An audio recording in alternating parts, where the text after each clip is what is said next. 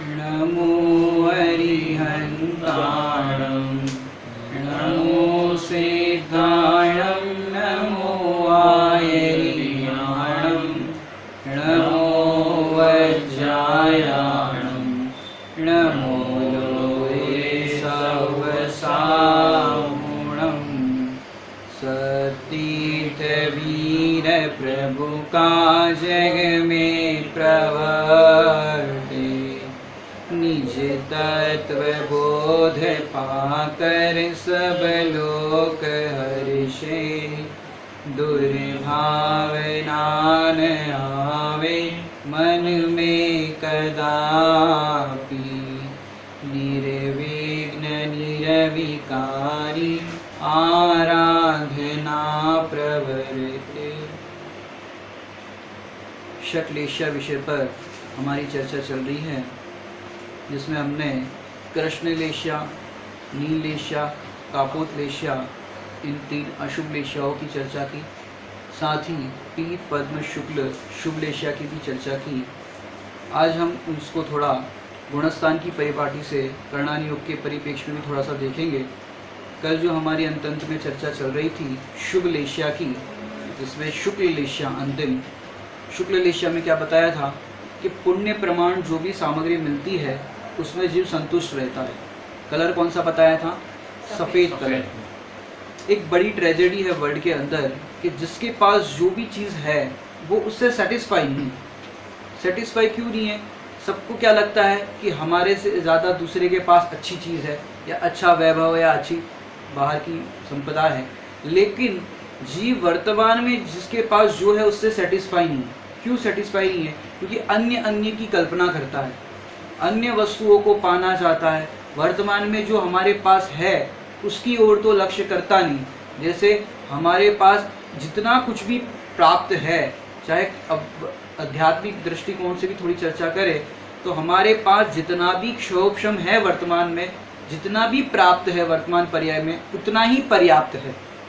उसमें हम भेद विज्ञान करके अपना हित कर सकते हैं, लेकिन हम क्या करते हैं? दूसरे के क्षोभक्षम को देख करके भैया ऐसा क्षोभक्षम हमारे पास नहीं है, हमको और ग्रंथों को पढ़ना चाहिए और हमको स्वाध्याय करना चाहिए, उनके जैसा हमारे पास नॉलेज होना चाहिए। लेकिन भैया किस लिए होना चाहिए? मात्र जानकारी के लिए, अपने बुद्धि के व्यायाम के लिए ये नॉलेज हो, उससे कोई आपको लाभ नहीं होगा। ये पढ़ना चाहिए, स्वाध्याय करना चाहिए, वो बात अलग है, लेकिन मात्र जानकारी इकट्ठा करने के लिए या दूसरों को सुनाने के लिए इस तरह से अगर आप क्षोभक्षम ज्ञान बढ़ाना चाहते हो, उससे आपको लाभ नहीं होगा। इसलिए दूसरे का ज्ञान देख करके भी हम अपने आप को दीनहीन अनुभव करते हैं, और कहीं किसी के ज्ञान आपको कम देखा जाए और उसके सामने आपका ज्ञान अधिक हो तो अपन उस ज्ञान से अपने आप को बड़ा मानते हैं, और किसी के सामने अपना ज्ञान क्षोभक्षम कम हो तो अपने आप को दीनहीन मानते हैं। लेकिन अपना जो वास्तविक स्वभाव है कि मैं तो मात्र ज्ञान वाला हूँ, मात्र जानने वाला हूँ, इतना ही अनुभव करूँ तो मेरा काम हो जाए। जो हमारे सुख का वैभव हो मेरे अंदर ही है, बाहर के इन ग्रंथों में नहीं है, शास्त्रों में ज्ञान नहीं है। ज्ञान तो अपने में है, अपने में ज्ञान है, यही समझना, और यही सारे ग्रंथ बता रहे कि तेरा ज्ञान तेरे में है। लेकिन हमको क्या लगता है, अरे हमने गोमठ सार तो नहीं पढ़ा, हमने मूलाचार तो नहीं पढ़ा, हमने फलाना ग्रंथ तो नहीं पढ़ा। और सारे जिसने पढ़ लिए उससे पूछो, अपने को पढ़ा वही वास्तव में अपना हित करने लायक है। अपने को पढ़ना और अपने को पढ़ने पर जो समझ में आया कि ये तो मैं ही हूँ, यही मैं हूँ, ये समझ में आया तो सारे ग्रंथों का सार हो गया। इसलिए ज़्यादा पढ़ना और नहीं पढ़ना इस बात का प्रश्न नहीं है, जितना पढ़ो अपने हित पर दृष्टि रख करके पढ़ो। तो लेशा की भी जो हम चर्चा कर रहे हैं, इसको हमने भेद विज्ञान के दृष्टिकोण से तो पढ़ा, लेकिन हमारे वर्तमान में हम क्या होता है, हम पढ़ते तो जाते हैं, सुनते तो जाते हैं, लेकिन क्या होता है, हमारे वर्तमान में जो भी कषाय है वो घटती नहीं, ना हमारे परिणामों में कोई अंतर आता है। जैसे पहले नहीं पढ़ते थे, नहीं स्वाध्याय करते थे, तो पहले के परिणाम देखो, और अब पढ़ने लगे, स्वाध्याय करने लगे, अब के परिणाम देखो। दोनों में कोई अंतर आया कि नहीं आया? अंतर क्या आया? अगर अंतर आया तो पढ़ना सार्थक है। नहीं तो बड़े पंडित जी साहब कहते हैं कि क्या होता है, सवेरे नल आते हैं, जब पानी आता है तो क्या होता है, नल का पानी जितना भरना है उतना तो भर जाता है, लेकिन ओवरफ्लो होकर के बहता है। और ओवरफ्लो होकर के जब बहता है तो आपने नालियों को देखा होगा। हालांकि बम्बई जैसी सिटी में आपको नालियाँ देखने नहीं मिलेगी, गांव में या कहीं देहात में जाओ तो वहाँ पर नाली का पानी बहता हुआ नजर आएगा। तो पंडित साहब ने इस दृष्टांत से क्या बताया कि वो जो पानी नाली में बहता है, वहाँ पर नाली के पानी में ऊपर ऊपर तो निर्मल जल बहता है, ऐसे टंकी ओवरफ्लो होती है तो ऊपर ऊपर तो निर्मल जल बहता है, लेकिन नीचे गंदगी या मल ज्यों का त्यों बना रहता है। ऐसे हम ऊपर ऊपर से तो कोरा स्वाध्याय कर ले, ऊपर ऊपर से तो बोल ले मैं भगवान आत्मा हूँ, लेकिन जरा सा हमारी कोई कुछ चीज ले ले या हमको कोई जरा सा कुछ कह दे तो फिर देखो, क्योंकि अंदर में कषाय तो ऐसे दबी है वो मल की तरह, ऊपर से निर्मल निर्मल बातें कर लेते और अंदर में कषाय दबी बैठी है। जरा सा कोई कुछ कर ले या कुछ कह दे तो फिर कषाय हावी हो जाती। माने मूल से हम स्वाध्याय करते हैं तो हमारे परिणामों के अंदर भेद विज्ञान या हम उससे भेद विज्ञान करना सीख रहे हैं या कि नहीं। प्रतिकूल अवसर आने पर, पंडित साहब कहते हैं प्रतिकूल अवसर आने पर यदि आप आकुलित होते हो, दुखी होते हो या आप किंग कर्तव्य विमूढ़ हो जाते हो तो ये आपके स्वाध्याय की निरर्थकता है। ज्ञानी जीवों के पास देखो, हम सोचते हैं कि भाई हमारे पास ये ग्रंथ नहीं वो ग्रंथ नहीं, ऐसा कभी होता है विकल्प, वह मंगाते हैं करते हैं। आप मुनिराजों को देखो, किसी आचार्य को किसी ने ग्रंथ भेंट किया और उतने में कोई दूसरे साधु ने ऐसा नजर करके देखा कि कौन सा ग्रंथ है, तो आचार्य श्री कहते हैं कि भैया उनको दे देना, वो ग्रंथ पढ़ेंगे। अब आचार्य श्री को या कोई दूसरे साधु को ग्रंथ दिया और वो कह रहे उनको दे देना, क्योंकि उन्होंने जिज्ञासा से ऐसे देखा। अब अपन होते तो क्या कहते, भाई पहले हमको तो पढ़ने दो फिर तुम्हें देंगे, लेकिन आचार्य देव कहते हैं कि भाई हमने पढ़ने योग्य जो भगवान आत्मा है वो पढ़ लिया है, अब तुम्हें जिज्ञासा है पढ़ने की तुम पढ़ लो। कई लोग कहते हैं कि भैया वो ग्रंथ बाकी है, वो ग्रंथ बाकी है, ये ग्रंथ बाकी है, तो क्या करें। तो भैया बड़े पंडित जी साहब से कोई किसी ने करणानियों का कुछ ऐसा प्रश्न पूछा होगा, तो पंडित साहब ने कहा कि भैया सब यहीं पर पढ़ लोगे, कुछ केवल ज्ञान के लिए भी छोड़ो। जो पढ़ने योग्य है यहाँ पर प्रयोजन भूत जीवादि प्रयोजन भूत तत्व, उनको पढ़ लो, उनको समझ लो, अपना काम कर लो। और टोडरमल जी की भाषा में कहे तो पहले अध्यात्म ग्रंथों का स्वाध्याय करके आप पर का भेद विज्ञान कर लो, उसके बाद विशेष बुद्धि हो, आपके पास समय हो तो फिर करणान योग न्याय आदि व्याकरण आदि का ग्रंथों का स्वाध्याय करो। लेकिन पहले प्रयोजन तो आपका स्वपर का भेद विज्ञान करना है। ये जो लेशिया की हम चर्चा कर रहे हैं कि सबसे बड़ी ट्रेजेडी क्या है वर्ल्ड में, कि हमारे पास जो प्राप्त है उसमें हम संतुष्ट नहीं होते और की देख करके हम दुखी होते हैं, आकुलित होते हैं। सीता जी का हमने कल दृष्टांत भी देखा था कि ऐसे वन में उनको गर्भवती अवस्था में छोड़ दिया, फिर भी वे दुखी नहीं हुए। अंजना सती को भी गर्भवती अवस्था में जंगल में जाने का प्रसंग आया था, फिर भी वे दुखी नहीं हुए। उनके पास कौन से ग्रंथ लेकर के गए थे साथ में, उनके पास कोई भी ग्रंथ नहीं था, लेकिन उनकी 24 घंटे स्वाध्याय चलती थी। तो ऐसी स्वाध्याय निरावलंबी वाली हम कब सीखेंगे, कब हमारी दशा ऐसी होगी कि जब ग्रंथ ना हो लेकिन ग्रंथों का पूरा मर्म हमारे अंदर हो। ऐसा भेद विज्ञान हम करना सीखे। ये तो हमने थोड़ी आध्यात्मिक दृष्टिकोण से चर्चा की। ऐसे बाहर में भी हमको बाहर के वैभव देख करके, किसी का जॉब का पैकेज देख करके हमको दीनता हिंता होती है। अरे भैया दूसरे के वैभव से हमें क्या लाभ, और हमारे भी समझो अधिक वैभव हो तो मुझे क्या लाभ। मेरे में तो ना कम वैभव है ना ज़्यादा वैभव है, जितना भी वैभव है जो अनंत गुणों का वैभव है वो परिपूर्ण है, और सबके पास वो परिपूर्ण है। चाहे गरीब हो या अमीर हो, सेठ हो या गरीब हो, सबके पास जो अनंत गुणों का वैभव है वो परिपूर्ण है। तुम उस वैभव से देखो, बाहर के पैकेज से, दुकान मकान इत्यादि से देखते हो तो दुखी होते हो। अरे जहाँ से देखने योग्य वहाँ से देखो, सभी जीव परमात्मा है, और परमात्मा सबको देखने पर किसी को देख करके दीनता नहीं होगी, किसी को देख करके मान नहीं होगा, ऐसे मान का अभाव हो जाएगा। ऐसे किसी को देख करके दुखी ना हुए। अपनी ओर देखने वाला सुखी होता है और पर की ओर देखने वाला दुखी होता है। बड़े पंडित जी ने एक बार बहुत सुंदर बताया था, अकेला ही अकेले को भूलकर अकेला ही दुखी होता है।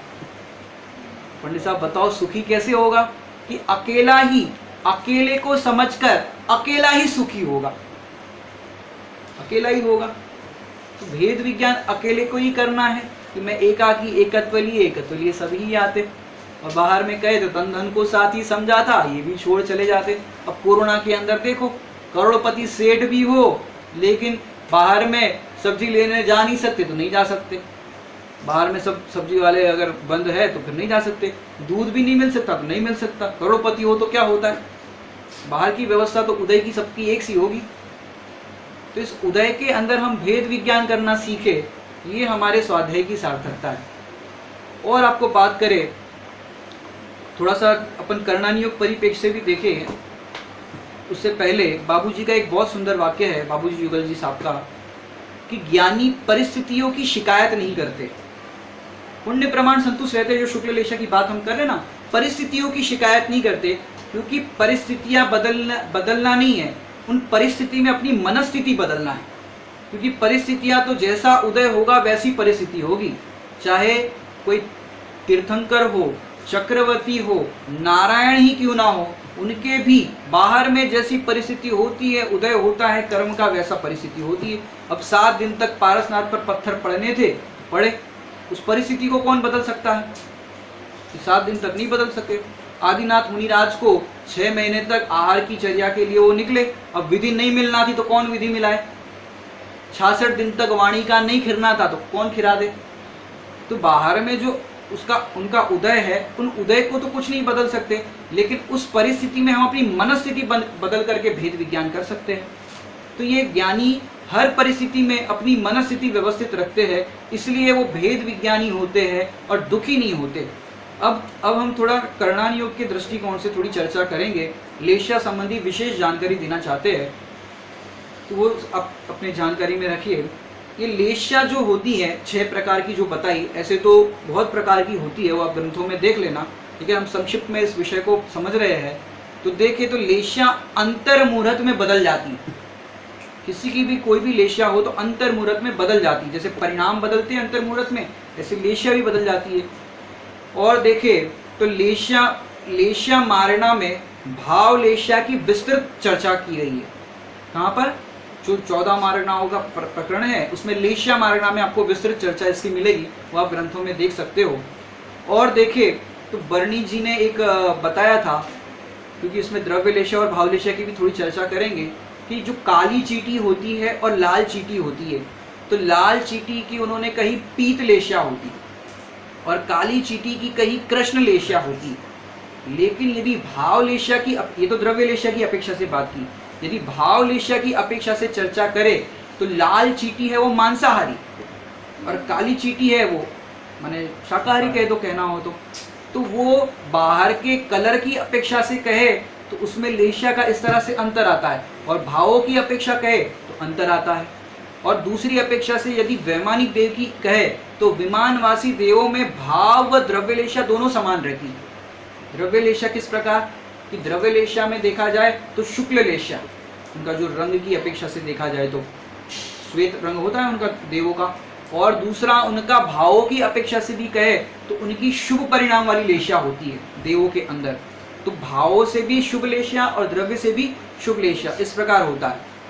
नारकियों के अंदर देखें तो नारकियों को भी 6 लेशा होती है, ऐसा लब्धिसार ग्रंथ में आया है। अशुभ लेशा के कषाय के मंद अनुभाग उदयवश तत्वार्थ श्रद्धान रूप गुण के कारण परिणाम रूप विशुद्धि से विशेष की असंभावना नहीं है।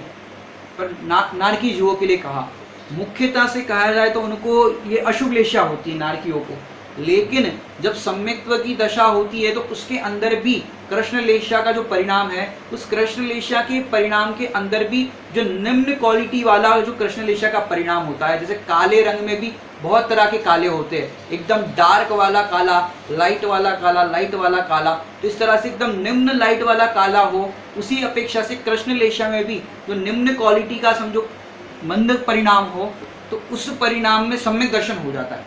तीव्र वाले में नहीं होगा, क्योंकि उसमें कषाय की मंदता है वो आवश्यक है, अनिवार्य है। तो मंद होगा उस टाइम पे उनको सम्यक दर्शन हो सकता है। एक नारकी जीवों के लिए कहा, क्योंकि सम्यक्त्व के लिए कोई भी लेशा बाधक नहीं है, चाहे वो कृष्ण नील कापोत हो या पीत पद्म शुक्ल हो, और कोई भी लेशा है वो साधक भी नहीं। भाई शुक्ल लेशा होगी तो उसको सम्यक दर्शन हो जाएगा, इस प्रकार से भी नहीं। कोई भी लेशिया, कृष्ण लेशिया हो या कोई भी छयो लेशिया में से कोई भी लेशिया साधक भी नहीं है और कोई भी लेशिया बाधक भी नहीं है सम्यक्त्व के लिए। आगे देखिए तो गुणस्थान का काल लेशिया काल से अधिक होता है। गुणस्थान का जो काल है वो लेशिया काल से अधिक होता है। तीनों शुभ लेशियाओं में सम्यक्त्व की विराधना नहीं होती। तीनों जो शुभ लेशिया है उसमें सम्यक्त्व की विराधना नहीं होती क्योंकि वो शुभ परिणाम ही वैसे बने रहते हैं। आगे देखें तो सभी देव मरण समय नियम रहित अशुभ 3 माने कापोत लेशिया में ही गिरते हैं या परिणमते हैं। ये धवला जी का प्रमाण है, नियम सहित ऐसा होता है देवों के अंदर। आगे देखें देवों ना मतलब देह छूटे पहले त्रणे साथे छोड़ा अशुभ अशुभ, हाँ। असंगी जीवों तक 3 अशुभ लेशिया ही होती है। असंगी जीव समझ गए, मन रहित जो होते हैं उनको 3 अशुभ लेशिया ही होती है। असंख्यात वर्ष की आयु वाले जीवों मनुष्य तिर्यंचों को शुभ लेशिया होती है। असंख्यात वर्षों की बात चल रही है अभी, हमारे जो वर्ष जो होते हैं उस तरह से नहीं। असंख्यात वर्षों वाले मनुष्य और तिर्यंचों की शुभ लेशिया ही होती है, ऐसा ग्रंथ का प्रमाण आता है। और अपन देखते हैं एक प्रश्न यहाँ पर आया है, पंचम गुणस्थान में शुभ भाव शुभ लेशिया परंतु अशुभ रौद्र ध्यान कैसे संभव है, ऐसा प्रश्न आया। तो यहाँ पर समाधान दिया है, संयम गुणस्थान माने जो पंचम गुणस्थान होता है वहाँ पर क्षयोक्षमिक भाव स्थावर गाते हैं, माने क्षयोक्षमिक भाव होता है वहाँ पर पंचम गुणस्थान की अपेक्षा से बात की। और वहाँ पर असंयम भाव की अपेक्षा से रौद्र ध्यान बताया, माने ऊपरी क्वालिटी के परिणाम जो है शुभ परिणाम उसकी अपेक्षा से वहाँ पर निचली भूमिका की अपेक्षा से उसको रौद्र ध्यान बताया। हालांकि ध्यान का और लेशिया का कोई वास्तव में संबंध नहीं है, ये तो तारतम्य भेद की अपेक्षा से इस तरह से समझाया जाता है। ये हमने भाव लेशिया की अपेक्षा से चर्चा की।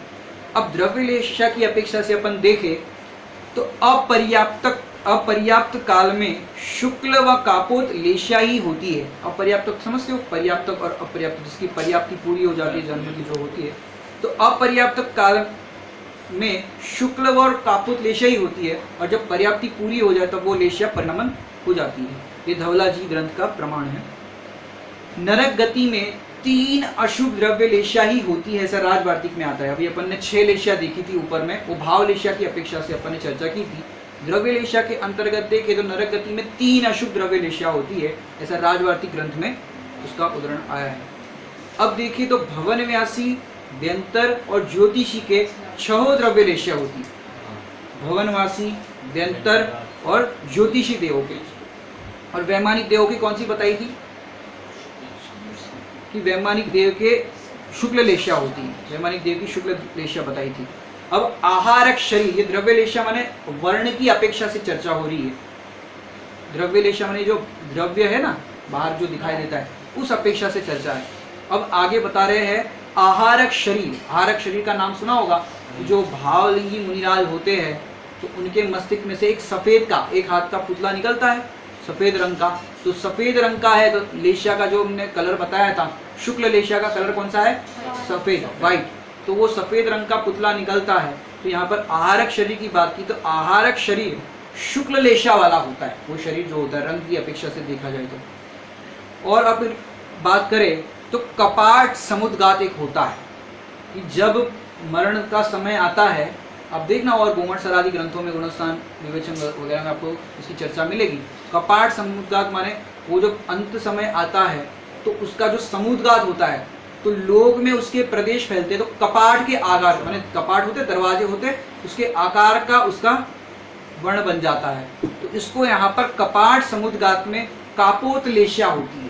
ये सब जानकारी की बात है, ग्रंथों में अनेक प्रकार की विवक्षाएं दी गई है, तो ये जानकारी के लिए भी कहाँ कैसा कौन सी लेशिया में होता है ये हम बता रहे हैं। केवली के भी उपचार से 6 द्रव्य लेशिया होती। उपचार से वहाँ पर कही एक भी 7वें गुणस्थान के अंदर अभी हम बताते हैं, गुणस्थान की परिभाषा से परिपाटी से भी आपको थोड़ा सा ये बताते हैं। जैसे आप नोट कर देना, पहले से 4थे गुणस्थान तक 6 लेशिया रहेगी, पहले से 4थे गुणस्थान तक। अब 4थे गुणस्थान माने सम्यक दृष्टि को भी, अब सम्यक दृष्टि को भी कहाँ 6 लेशिया होती है। वैसे सम्यक दृष्टि को देखा जाए तो पीठ पद्म शुक्ल की मुख्यता होती है, लेकिन 4थे गुणस्थान में युद्धादि का प्रसंग बनता है चक्र चलाने का और इस तरह के आप ग्रंथों में पढ़ते हो, तो उस समय जो लेशा होती है या क्रोध का जो परिणाम होता है, तो वो ये अपनी अशुभ लेशा वाला होने से कृष्ण नील कापोत में से कोई भी हो सकता है। इसलिए सम्यक दृष्टि तक पहले गुणस्थान से चौथे गुणस्थान तक 6 लेशा होती है। पंचम गुणस्थान में 3 शुभ लेशा होती है, पीत पद्म और शुक्ल। छठे और सातवें गुणस्थान में 3 शुभ लेशा होती है।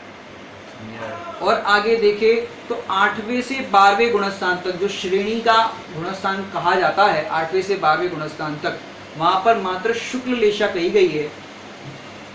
और 13वें गुणस्थान संयोग केवली के अंदर उपचार से शुक्ल लेशा कही गई है, उपचार से कही गई है। और 14वें गुणस्थान जो अयोग केवली सिद्ध भगवान का है, वहां पर अलेशिया कहा गया है।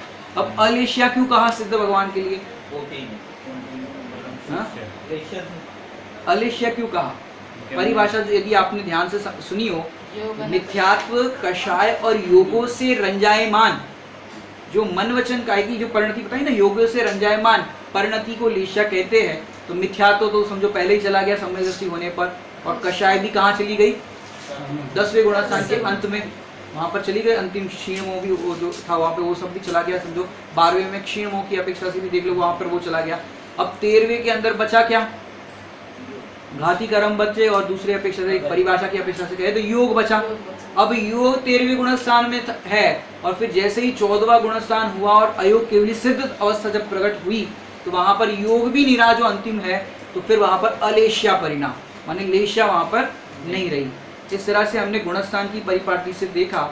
और थोड़ा इसके अंदर देखते हैं। वर्ण नाम की नाम कर्म की प्रकृति के उदय में द्रव्य लेशा होती है। वर्ण नाम की नाम प्रकृति के उदय में, यहाँ पर वर्ण के अंदर रंग की चर्चा है। जैसे रंग, जैसे पारसनाथ का वर्ण जो था वो कौन सा था? काला था। तो उनकी जो द्रव्य लेशा थी वो कौन सी लेशा थी? कृष्ण लेशा थी। लेकिन भाव लेशा कौन सी थी? उनकी तो शुभ लेशा थी, मोटी मोटी क्या शुभ लेशा थी, शुक्ल लेशा। माने मुनिराज की अवस्था में भी श्रेणी मान रहे, सब कार्य हो रहा है, वो शुक्ल लेशा के परिणाम थे। और भी आपने ग्रंथों में पढ़ा होगा कि द्रव्य लिंगी मुनिराज, अब उनका रंग हो सकता है शरीर का द्रव्य लेशा की अपेक्षा से काला हो सकता है, और परिणाम के अंदर उनके शुक्ल लेशा के परिणाम कैसे कि अंतिम सूक्ष्म लेशा के परिणाम भी कहते हैं ना, कि भाई ऐसा उनके ऊपर उपसर्ग हुआ, उनके तन को ऐसा भेदा गया, उनको इतना माने लहूलुहान कर दिया उपसर्ग में, और उनके लहूलुहान शरीर के अंदर नमक मिर्च भर दे, फिर भी आंख का कोना लाल ना हो, ऐसे शुक्ल लेशा के परिणाम भी हुए। बॉडी का कलर हो काला, और ये परिणाम की अपेक्षा से वो शुक्ल लेशा के परिणाम। तो द्रव्य लेशा और भाव लेशा दोनों में अंतर है। अपन एक तरफ से कहते भी कपड़े और रंग की अपेक्षा से भाई मैंने अन्य देश में ब्लैक कलर वाले होते हैं। अब ब्लैक कलर वाले शरीर के हो, लेकिन परिणामों में कोमलता भी हो सकती है, दया के परिणाम हो सकते हैं, शुभ परिणाम हो सकते हैं। तो शरीर से देखा जाए तो उनका कृष्ण लेशिया का कहा जाएगा, और परिणामों की अपेक्षा से, भावों की अपेक्षा से कहा जाए तो उनका जो परिणाम है वो कौन सा कहा जाएगा? शुभ परिणाम कहा जाएगा, शुभ लेशा कही जाएगी। और तो और हम कहते भी काले रंग के वस्त्र मंदिर में नहीं पहनना चाहिए, और एक तरफ कहते भी काले रंग का और इससे लेशा से कोई संबंध नहीं है। तो भैया वो एक संस्कृति की अपेक्षा से, अपने जो बाह्य लोकाचरण की अपेक्षा से हम जो कहते हैं, तो उस अपेक्षा से वो बात अलग है। लेकिन उस रंग का और भावों की लेशा का उन दोनों में आपस में कोरिलेटेड नहीं है। ये तो भाई कोई काले रंग का हो तो भाई अपन उनसे घृणा करने लगो, भाई तुम तो कृष्ण लेशा वाले हो, तुम काले हो। तो ऐसी यहाँ बात नहीं, किसी को रंग की अपेक्षा से यहाँ पर डिफाइन नहीं किया, क्योंकि नाम कर्म की जो प्रकृति होती है उस प्रकृति के अपेक्षा से सबको शरीर जैसा है वैसा मिलता है। बाकी परिणाम तो अपने ऊपर निर्भर करता है कि हम किस दिशा में अपने परिणाम लगाते हैं। तो इस तरह से परिणामों की हमने थोड़ी चर्चा की, और थोड़ी अपन चर्चा करते हैं कि जो हमने 6 लेशा की चर्चा की, ये हमने कभी कर्णानियों के परिप्रेक्ष्य में चर्चा की। अब थोड़ा भेद विज्ञान के तरीके से और 6 लेशा को एक ही दृष्टांत के माध्यम से हम समझाने का प्रयास करेंगे, क्योंकि ये परिणाम निरंतर बदलते रहते हैं। अब बदलते हुए परिणामों में किस तरह से तीव्र परिणाम से मंद परिणाम, या तीव्र जो कृष्ण लेशा की जो हम बात कर रहे हैं, तो उस लेशा से शुक्ल लेशा तक परिणाम कैसे आते हैं उसकी भी हम चर्चा करेंगे। सबसे पहले हम बात करें कि जो उपवास आदि का परिणाम है, तो उपवास के अंदर समझो 10 दिन के किसी ने उपवास रखे, तो शुरुआत में तो उनके परिणाम कैसे होते हैं, चढ़ते हुए परिणाम होते हैं, शुभ परिणाम होते हैं, और शुभ परिणाम ऐसे ऐसे होते जाते हैं, उनके अच्छे रहते हैं, और धीरे धीरे उपवास बढ़ते जाते हैं। वैसे वैसे परिणामों के अंदर माने लेशिया के अंदर भी माने उपवास अगर घटाए तो उपवास कर, पहले तो कृष्ण लेशिया वाला जीव होगा तो कहेगा भाई हमको तो सब चलता है, खाओ और हम भी खाओ और तुम भी खाओ, 10 लक्षण पर्व हो या कोई भी हो पर्व, हम भी खाएंगे तुम भी खाओ, ये कृष्ण लेशिया का परिणाम है। अब नील लेशिया वाला क्या कहेगा, भाई हम उपवास नहीं कर रहे लेकिन तुम करना चाहते हो तो तुम उपवास करो, ये नील लेशिया का परिणाम। अब उसके भी परिणाम हुए कि भाई चलो हम उपवास नहीं कर रहे, तुमको करना है तो तुम करो, ये नील लेशिया के परिणाम। और फिर वो स्वयं भी उपवास करेगा और लोगों को भी कहेगा भाई तुम भी उपवास करो, बहुत सरल है। अब उपवास करेगा भी, करने भी देगा, लेकिन स्वरूप नहीं समझेगा। एक हमने वो दृष्टांत दिया था आपको, उपवास वाला, एक अम्मा जी वाला दृष्टांत दिया था, उपवास करना तो क्या करे, बोला कुछ खाना नहीं, और फिर पूरा इतना बड़ा छेद हो गया था, वो हमने कापोत लेशिया के अंदर बताया था। तो कापोत लेशिया में स्वरूप नहीं समझता उपवास का, कि भाई उपवास माने क्या, उपवास कि आत्मा के समीप में वास करना, ये वास्तव में उपवास है। और हम क्या माने भोजन नहीं कर रहे तो कह रहे उपवास है, फिर चाहे पंखा चला रहे हैं, एसी चला रहे हैं और 5 इंद्रिय के विषय भोगों में प्रवर्तन कर रहे हैं, खाना पीना बंद है, लेकिन बाहर के अंदर समझो पहले के ज़माने में रुद्रमल जी ने काफ़ी वर्णन किया है, ताश खेलते थे और भी तरह के जो खेल होते वो खेल खेलते थे जिससे समय अपना पास हो जाए। आजकल की भाषा में कहे तो मोबाइल चलाएंगे, टीवी देखेंगे तो अपना समय चला जाएगा और बाकी टाइम सो जाएंगे, तो उपवास हो गया। कि स्वरूप नहीं समझते उपवास का। अब उपवास भी 10 लक्षण के 10 दिन में कर दे और स्वरूप नहीं समझते, तो कैसे स्वरूप नहीं समझते। 10 लक्षण के 10 दिन उपवास कर दिए और 11वें दिन क्या होता है, क्या बोलते हैं, पालना बोलते हैं, पालना होता है। अब 11वें दिन पालना है तो उस दिन अच्छे तैयार होकर, ज़्यादातर महिलाओं के अंदर देखा जाता है अच्छे कपड़े पहनेंगे और बढ़िया साड़ी और सब चेहरे वगैरह पहनेंगे, और तो और 11वें दिन पालना है और 10वें दिन क्या करेंगे, हाथों में मेहंदी लगाएंगे। अब मेहंदी क्या है, लेप आहार है, हमने जो रात्रि भोजन की चर्चा की उसमें बताया था। और दूसरा लक्षण के 10 दिन में हम हरी नहीं खाते और 11वें दिन भी नहीं खाते, क्योंकि वो सम्यक चारित्र का दिन होता है। अब 10 लक्षण के 10 दिन हरी तो नहीं खाए, लेकिन मेहंदी लगाएंगे, रात को मेहंदी लगेगी वो भी, और तो और लेप लगाएंगे, कुछ चंदन आदि का लेप लगा देंगे, बहुत गर्मी बढ़ रही हो तो इस तरह से स्वरूप नहीं समझते। उपवास करते भी है, करने भी देते, लेकिन स्वरूप नहीं समझते। अब उपवास के अंदर उपयोगी काम क्या है, तो भाई आपने उपवास कर दिया तो आत्मा के समीप वास करो, तो उपयोगी काम तो ये है, लेकिन अनुपयोगी काम ज्यादा करता है।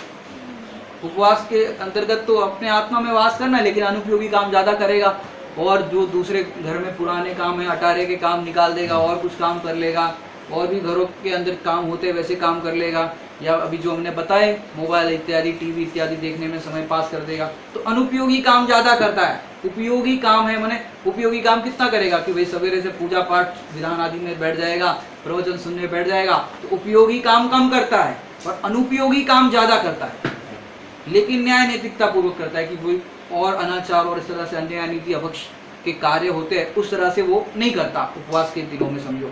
फिर उपयोगी काम करता है कि भाई उसमें भी जो परिणाम फिर हो कि भाई प्रवचन में हमने सुना कि भाई उपयोगी काम तो आत्मा में रमण करना है, तो उसका प्रयास करता है कि भाई हम आत्मा में रमण करें, मेरे आत्मा का क्या स्वरूप है, कैसा स्वरूप है, तो आत्मा में रमण करने का प्रयास करेगा। यदि उपदेश आदि के निमित्त बन जाए तो आत्मा में रमण करने का प्रयास करेगा, और फिर परिणाम और उसके अच्छे हुए और समझ में आया कि मैं एक उपवास करने वाला नहीं हूँ, मैं तो मात्र जानने वाला हूँ, मैंने पहले भी भोजन नहीं किया और अभी उपवास जो मेरा संकल्प है उस टाइम पे भी भोजन को मैं ग्रहण नहीं करता, लेकिन मैंने तो पहले भी भोजन नहीं किया था, मैं तो तीनों काल मात्र ज्ञाता दृष्टा हूँ, अनाहारी हूँ, आहार को मैंने आज तक ग्रहण किया ही नहीं। तो ऐसे तीनों काल अनाहारी स्वरूप अनुभव करना और मात्र ज्ञाता दृष्टा अनुभव करना और अंत में मात्र बस जानता देखता हूँ ऐसा अनुभव करना, ये शुक्ल लेशा का परिणाम। ये उपवास के दृष्टांत, क्योंकि दृष्टांत एक देश लेना, ये तो हम परिणामों को घटित करने का प्रयास कर रहे हैं। तो इस तरह से परिभाषा के अनुसार हमने उपवास के दृष्टांत से देखा और आपको समझाए कि आप पूजन विधान आदि कार्य करते हो तो पूजन विधान आदि कार्य में क्या होता है, आपने सिद्ध चक्र विधान, यदि आपने कभी सिद्ध चक्र विधान में बैठे हो, खड़े हुए हो विधान के अंदर, तो देखा होगा पहली जो पूजा है, 8 पूजा है सिद्ध चक्र विधान में। पहली पूजा में 8 अष्टक माने ये है 8 अर्घ है। उसके बाद देखो दूसरी पूजा में 16, फिर तीसरी पूजा में 32, चौथी पूजा में 64, पांचवी पूजा में 128, छठी पूजा में 256, सातवीं पूजा में 512 और 8वीं पूजा में 1024 अर्घ। और 8 दिन तक ये विधान चलता है। अष्टानिका पर्व में विशेष ये सब करते हैं और सब जगह भी देखा होगा आपने, नगरों में सब जगह होते हैं। तो 8 पूजा का इस तरह से उसका अर्घावली का रेशियो है। अब क्या होता है, पहले दिन की 8 अर्घ होते हैं, तो बहुत भक्ति से और बीच बीच में भक्तियाँ लेकर के भी बहुत अच्छे से करते हो, परिणाम अच्छे रहते हैं। और अष्टानिका पर्व होता है तो पर्व के दिनों में हरि का भी सेवन नहीं करते, शुद्ध सात्विक भोजन, मर्यादित भोजन करते हैं, एक बार भोजन करते हैं, जिसकी जैसी सामर्थ्य तो एक बार 2 बार ऐसे भोजन करते हैं, बार बार भोजन नहीं करते। इस तरह से परिणाम सबके बनाते हैं पर्व के दिनों में विशेष रूप से। अब 8 पहले दिन अर्घ है तो शांति से पूजन हो जाती। फिर दूसरे दिन 16, अब उसमें भी हम 6 लेशा को घटित करें तो कृष्ण लेशा वाला होगा। अब ये क्या होता है विधान, घर में बैठो, टीवी देखो और काम करो, खुद भी नहीं जाएगा विधान में, दूसरों को भी नहीं जाने देगा। इतना बढ़िया विधान है तो विधान का खुद भी लाभ नहीं लेगा, दूसरे को भी नहीं लेगा। कदाचित विधान में भी आ जाए, जो हमने पहले भी आपको घटित करके बताया था, विधान में भी आ जाए तो विधान में वो क्या करेगा कि विधान में जितने देर तक अर्घावली हो रही है बीच बीच में बातें करने लग जाएगा, वहां पर खुद भी उतने देर तक लाभ नहीं ले पाया, दूसरे को भी नहीं लेने दिया। ये कृष्ण लेशा के परिणाम। और कई लोगों को आपने देखा होगा प्रवचन इत्यादि में भी मोबाइल चलाने लग जाते हैं, गेम खेलने लग जाते हैं आजकल के बच्चे, और उसमें फिर दूसरे का भी माइंड डाइवर्ट होता है, उतने टाइम तक वो भी नहीं सुन पाता। तो ऐसी बहुत सारी विवक्षाएं, आप खुद उसका भेद विज्ञान करना और समझना। तो हम आपको इशारे कर रहे हैं, ये कृष्ण लेशा का परिणाम। नील लेशा का परिणाम क्या, खुद तो नहीं जाएगा विधान में लेकिन दूसरे को जाने देगा कि भाई तुम करो। और फिर तीसरा परिणाम कैसा, विधान पढ़ता भी है, पढ़ने भी देता है, लेकिन स्वरूप नहीं समझता। भाई कौन सा अर्घ चढ़ाया, किसका चढ़ाया, क्या भाव से चढ़ाया, किस लिए चढ़ाया, क्या बात आई अर्घ में, वो कुछ समझता नहीं। ये कापोत लेशा के परिणाम। स्वरूप नहीं समझता है। टोटोलॉजी की भाषा में कहे तो वाचता है तो वाच लेता है, भाव वासन नहीं करता, स्वरूप का विचार नहीं करता। अगर द्रव्य स्वरूप की बात आ रही हो, जीव की बात आ रही हो, तो जाने किसी और की बात आ रही है, इस तरह से वो विचार करता है। तो स्वरूप का विचार नहीं करता, तो ये कापोत लेशा है। फिर ये पूजन कर रहा है, विधान कर रहा है, तो उस टाइम पे उपयोगी काम क्या है। उपयोगी काम तो क्या है कि वहां पर जो अर्घ पढ़ रहे हो उसको ध्यान से पढ़ना, और जो वाचना कर रहे हो वो शुद्ध उच्चारण पूर्वक करना, और जो भी अर्घ चढ़ाना है वो चढ़ाना। अब अनुपयोगी काम क्या करेगा, भैया विधान है, थोड़ा वो मंजीरा लेके आओ, थोड़ा खंजरी लेके आओ, थोड़ा ढोलक लेके आओ, थोड़ा संगीत वंगीत तो लगाओ, ये करो वो करो, माने अनुपयोगी काम ज्यादा करता है। उपयोगी काम तो कितना है भैया, कि पुस्तक हो, सामग्री हो, और जिसकी पूजा करनी हो वो देव हो, उनके सामने पूजा हो, माने इतना काफी है। लेकिन अनुपयोगी काम ज्यादा करता है। और फिर और देखा जाए तो उपयोगी काम 5वीं नंबर की लेशा में उपयोगी काम कितना है भैया, जो स्वरूप है वो विचार करो, जो अर्घ में बात आ रही है वो विचार करो, और अर्घ चढ़ाओ, उनके प्रति अहोभाव गुणानुवाद करो। इस तरह से उपयोगी काम करता है। और शुक्ल लेशा वाला तो इतना है, समझो विधान में आया, पुस्तक भी ना मिले, सामग्री भी ना मिले, और भीड़ पड़ी हो, एकांत में बैठ जाएगा, जो भी शब्द कानों में पड़ेगा उसका विचार करके मगन हो जाएगा। ये शुक्ल लेशा के परिणाम। कोई विकल्प ही नहीं करेगा भाई हमको पुस्तक नहीं मिली, हमको सामग्री नहीं मिली, हमको ऐसा कोई विकल्प नहीं करेगा भैया। सुनने मिल रहा है या तो सीधे भगवान डायरेक्ट दिख रहे हैं, स्वरूप का विचार करके अपना काम कर लेगा। तो ये पूजन विधान आदि के अंदर भी एक ही जीव के इस तरह से परिणाम बदल सकते। ये परिणामों के बदलने की हमने विवक्षा बताई थी।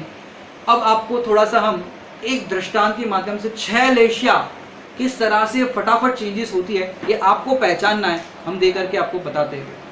जैसे 10 लक्षण के दिन है। अब 10 लक्षण के दिन में क्या होता है कि भाई पूजन विधान होता है, प्रवचन होते हैं। अब क्या हुआ, पति ने पत्नी से कहा था कि भाई हमको सवेरे सवेरे 11 बजे फलानी जगह पर जाना है, वहाँ से पैसे कलेक्ट करके लाना है। आज की तारीख दी है उनने, और तो अपन ज़्यादा कुछ काम करते नहीं है, पर्व के दिनों में आराधना करते, लेकिन आज की तारीख दी है तो ले आएंगे, और कोई काम है नहीं तो आधे घंटे का काम है, हम ले आएंगे। अब फिर क्या हुआ, वो ट्रेन से जाना था समझो, अब वो क्या करे, या बस से जाना था, जैसा भी व्यवस्था हो। अब क्या हुआ, सवेरे पूजन विधान बहुत अच्छे से भक्ति भाव से चल रहा था, तो फिर एक आध भक्ति पंडित जी ने ज़्यादा ले ली तो विधान लेट हो गया। अब विधान लेट हो गया तो फिर प्रवचन लेट हो गया। अब प्रवचन में भी इतना आनंद आ गया तो पंडित जी ने कहा एक और दृष्टांत, एक और दृष्टांत, ऐसा करके प्रवचन भी लंबायमान हो गया। अब प्रवचन लंबायमान हो गया तो श्रीमती जी को देर हो गई, लेकिन घर से तो एक सवेरे कुकर वगैरह चढ़ा के थोड़ा बहुत काम करके आते। अब जैसे ही घर पर आए उतने में पति भी थोड़ी देर से आ गए, अरे अब तक तुमने भोजन तैयार किया नहीं, हमारा टाइम हो गया भोजन करने का। तो पत्नी ने कहा बस 10-15 मिनट में मैं भोजन तैयार कर देती हूँ, आप बस थोड़ा सा रुको। तो पति को आया गुस्सा, हमको जाना था और तुम अभी तक तैयार नहीं किया भोजन। और पति को इतना तेज गुस्सा आया तो पति ने कहा कि आज भोजन ही नहीं बनेगा चौके में, ना मैं भोजन करूंगा ना दूसरे को करने दूंगा, भोजन ही नहीं बनेगा। भोजन कसम है तुम्हें, अगर भोजन बनाया तो कोई किसी के लिए भोजन नहीं बनेगा। ये कौन से लेशिया का परिणाम? कृष्ण लेशिया का परिणाम। खुद भी भोजन नहीं करेगा, ना बीवी बच्चों को करने देगा, ये कृष्ण लेशिया का परिणाम। और अपना ऑफिस का थैला लेके चले गए। अब ऑफिस में गए और आराम से बैठे, और फिर धीरे धीरे आधा घंटा हुआ और फिर परिणामों में थोड़ा सा मंदता आई। अब क्या करे, अब देर हो जाती है, पर्व के दिन है, प्रवचन सुनने में और सब देर हो जाती, क्या करे, लेकिन मेरे को भी जाना था, अब क्या करे। और तुरंत फ़ोन घुमाया, पत्नी से कहा मैं कसम वापस लेता हूँ, एक काम करो तुम भोजन बनाओ, तुम और बच्चों दोनों जन भोजन कर लो, हम नहीं करेंगे, हम भोजन नहीं करेंगे, तुम और बच्चे दोनों भोजन कर लो। पत्नी को ऐसा फोन लगा के बोल दिया। ये कौन सी लेशिया का परिणाम हुआ? नील लेशिया का परिणाम। फिर क्या हुआ कि अब आधा घंटा और हुआ, 12 बज गए। अब 12 बजे तो पेट में चूहे क्रिकेट खेलने लगे, आपकी भाषा में कहे तो। अब फिर क्या करें, जैसे तैसे फिर घर के लिए चलते बने। और जैसे ही बेल बजाई, और बेल बजाते ही पत्नी ने दरवाज़ा खोला, अरे मैं आपकी राह देख रही थी, भोजन तैयार है, आ जाओ भोजन करो। अरे हटो साइड में, हम भोजन करने नहीं आए, हम तो वो जीएसटी की फाइल देखने आए। तो वो जीएसटी की फाइल देखने लग गए। अब पेट में चूहे तो दौड़ रहे थे, अब जीएसटी की फाइल देखने लग गए। अब जीएसटी की फाइल देखते देखते पत्नी ने पति के मनपसंद मूंग की दाल का हलवा बनाया था और उसकी बढ़िया खुशबू आ रही थी। तो फाइल देखते देखते ऐसे नज़र चली गई। तो पत्नी ने भी देख लिया, अच्छा इनके पसंद का हलवा, इनको समझ में आ गया। अब पत्नी ने कहा अब ज़्यादा वो मत करो, आप बैठ जाओ, भोजन करो, अब टाइम हो रहा है भोजन का, गर्मी बढ़ जाएगी आपको, अब भोजन करो। कि नहीं हमें भोजन नहीं करना। हमने कहा ना एक बार, अरे आप बैठ तो जाओ, आपके मनपसंद चीज़ बनाइए, आपके मनपसंद मूंग की दाल का हलवा बनाया है, रोटी बनाई है, बनाए, बैठ जाओ, क्लेश मत करो, पर्व के दिन है, कसाई मत करो, बैठ जाओ। अब जैसे तैसे पति बैठ भी गए। अब बैठ गए तो भोजन कर रहे, अब भोजन करते जा रहे हैं और साथ साथ में कह रहे तुम्हें कितनी बार कहा है हमें कहीं जाना हो उसी दिन तुम लेट कर देती हो, और भोजन हमको टाइम पे देती नहीं हो, हमको कितना लेट हो जाता है, सवेरे से हम मरे जा रहे हैं, हमको वहाँ जाना पड़ता है, तुमको तो घर में रहना है, घर में रहना है, घर में घर का काम करना है, हमको तो बाजार के कितने काम होते हैं। इस तरह से बड़बड़ा रहे, भोजन भी करते जा रहे हैं, पत्नी भी भोजन कर रही है, लेकिन बड़बड़ा रहे, माने भोजन कर भी रहे हैं, करने भी दे रहे हैं, लेकिन स्वरूप नहीं समझ रहे। स्वरूप नहीं समझ रहे माने बड़बड़ा रहे। भोजन कैसे करना चाहिए? मौन पूर्वक करना चाहिए, शांति से भोजन करना चाहिए। बड़बड़ा रहे हैं, ये कापोत लेशिया का परिणाम। उनके ही परिणाम देखो कैसे कैसे हो रहे हैं। अब आगे चल के क्या हुआ, थोड़ा भोजन पेट में गया तो थोड़ी शांति मिली। अब फिर भी क्या होता है कि खाते खाते उपयोगी काम कम करते हैं, अनुपयोगी काम ज़्यादा करते हैं। अरे वो डब्बे के अंदर नमकीन कल तुमने बनाया, वो तो परोसा ही नहीं, तो तुमने वो नमकीन बनाया था, मीठा तो बनाया ही नहीं, तुमने ये तो किया नहीं, और तो और तुमने ये दही तो दिया ही नहीं, गर्मी पड़ रही है दही दे दी थी, दही की छाछ बना देती। अब इस तरह से परिणाम को उपयोगी काम कम करते, माने उपयोगी काम कितना है कि थाली में जितना भोजन है उतना करना। अब अनुपयोगी काम, अरे ये भी दे दो, वो भी दे दो, ये भी दे दो, अनुपयोगी काम ज़्यादा करते हैं। लेकिन बाजार का नहीं खाएंगे, पर्व के दिन चल रहे, वैसे भी जैनी नहीं खाते, फिर भी एक अपेक्षा से कहे तो बाजार का नहीं खाएंगे, तो अभक्ष भोजन नहीं करेंगे, अमर्यादित भोजन नहीं करेंगे, न्याय नैतिकता से जो शुद्ध सात्विक भोजन है वो करेंगे, लेकिन उसमें भी अनुपयोगी, जितना थाली में वो करो और फिर जाओ दुकान पे और जो काम करना है करो। तो ये उपयोगी काम कम करते हैं, अनुपयोगी काम ज़्यादा करते हैं। ये पीत लेशिया का परिणाम हुआ। अब फिर क्या हुआ, थोड़ा भोजन होने के बाद पेट भर गया। अब पत्नी ने कहा अरे वो तुम्हारे पसंद का हमने एक वो मीठा बनाया था, रबड़ी बनाई थी, वो परोस नहीं रह गई। कि अब हमारा पेट भर चुका है, अब हमें कुछ नहीं कर चाहिए, अब जितना थाली में है उतना ही फिनिश कर दे। ये उपयोगी काम करते हैं। अब मनपसंद चीज भी बनी हो तो उसका विकल्प नहीं करते कि अब मेरा पेट भर गया, अब नहीं, अब नहीं। तो उपयोगी काम करते हैं, अनुपयोगी का विकल्प भी नहीं करते। और फिर क्या हुआ, भोजन कर रहे हैं, अब थाली धो के लास्ट में पी रहे हैं, और उस टाइम पे कहा पत्नी ने और तो कुछ ले लो, और थोड़ा सा ले लो, या नहीं अब मेरा हो गया। शुक्ल लेशा के परिणाम माने अब जो मेरा अभी पानी वानी जो पीना है उतना पुण्य प्रमाण जो भी सामग्री मिली उसमें संतुष्ट रहते हैं, और कोई चाहना नहीं करते कि ये चाहिए कि वो चाहिए, परिणामों में शांता हो। अब देखो वहाँ कृष्ण लेशा के परिणाम से कैसे शुक्ल लेशा तक के परिणाम कैसे फटाफट चेंजेस हुए। तो इस तरह से हमारे तुम्हारे परिणाम भी इस तरह से क्षयो लेशा रूप परिणामित होते रहते। तो करना क्या भैया कि परिणाम बदलते रहते हैं, लेशाएं बदलती रहती है, लेकिन उन परिणामों के बीच में मैं माने ये परिणामों का उत्पाद व्यय होता रहता है, लेकिन मेरा जो ध्रुव स्वभाव है वो ज्यों का त्यों रहता है। तो हमारा कर्तव्य तो क्या है कि इन परिणामों के बीच में हमको अपरिणामी ज्ञाय भगवान आत्मा जैसा है वैसा अनुभव करना है। कृष्ण लेशा के परिणाम होने पर भी मैं वैसा नहीं होता, मैं तो मात्र जानने देखने वाला ही हूँ। शुक्ल लेशा के परिणाम होने पर मैं बढ़ नहीं जाता, और कृष्ण लेशा के परिणाम होने पर मैं घट नहीं जाता।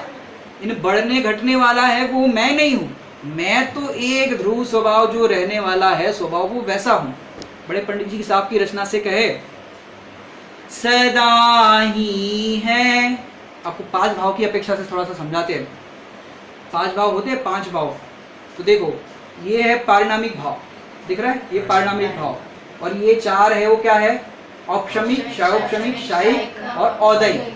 तो सदा ही है कौन सा, पारिणामिक, सदा ही है, न होता है न जिस, ये देखो परिणामन यहाँ पर होगा, चारों भाव में हो, न जिसमें कुछ भी होता है।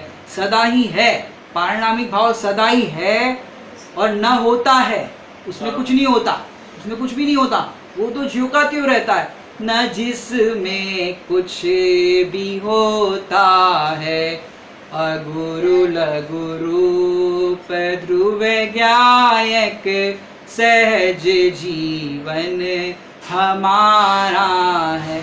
मेरे में तो कुछ भी नहीं होता, मैं तो ज्यों का त्यों रहता हूँ। और आपको बताए कि थोड़ी सी जानकारी वाली बात में एक चीज़ रह गई कि मरण के समय जो अंत में लेशा होती है उसी प्रकार उसकी गति होती है। जिस लेशा में देह को छोड़ेगा उसी लेशा अनुसार उसकी गति होगी। जो हमने अभी फलों की अपेक्षा से चर्चा देखी थी, भाई 6 लेशाओं के अंतर्गत अशुभ लेशा वाला कौन सी गति में जाता है और शुभ लेशा वाला कौन सी गति में जाता है, तो वो हमने थोड़ी चर्चा की थी। तो इस तरह से आप ग्रंथों के अंदर भी इसका विशेष देख सकते हैं। उसके ग्रंथ संदर्भ अगर आपको बता दे तो सुदृष्टि तरंगिणी नाम का ग्रंथ है, भाव दीपिका जी नाम का ग्रंथ है, धवला जी जो भाग है 16 भाग उसमें भी इनका वर्णन आया है लेशा का। और तो और अनेक ग्रंथों में इस तरह से लेशा का वर्णन आया है। आप ग्रंथों में उसको विस्तार से पढ़ सकते हो, और भी जानकारी आपको लेशा के अंतर्गत ग्रंथों में आपको पता चलेगी।